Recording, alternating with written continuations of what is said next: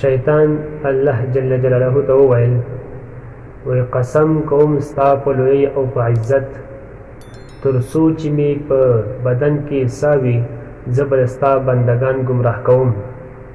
نو الله جل جلاله ورته په جواب کې وفرمایل چې قسم کوم زما په عزت او په لوی تر څو چې زما بندګان زما څخه بخشش د ګناهونو غواړي زه به هغوی بخم.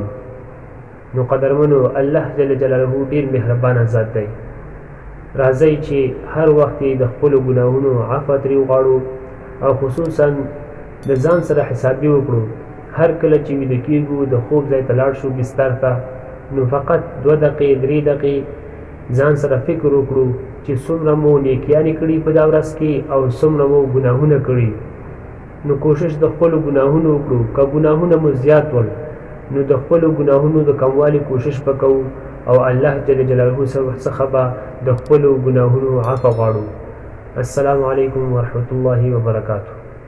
د ستاسو ملاتړ مونږ پیاوړي کوي تر څو مونږ ستاسو لپاره نورې ویډیوګانې جوړې کړو او ستاسو څخه هیله کوو چې زموږ چینل ادبي هنداره سبسکرایب کړئ او زموږ ټولې ویډیوګانې د ملګرو سره شریک کړئ.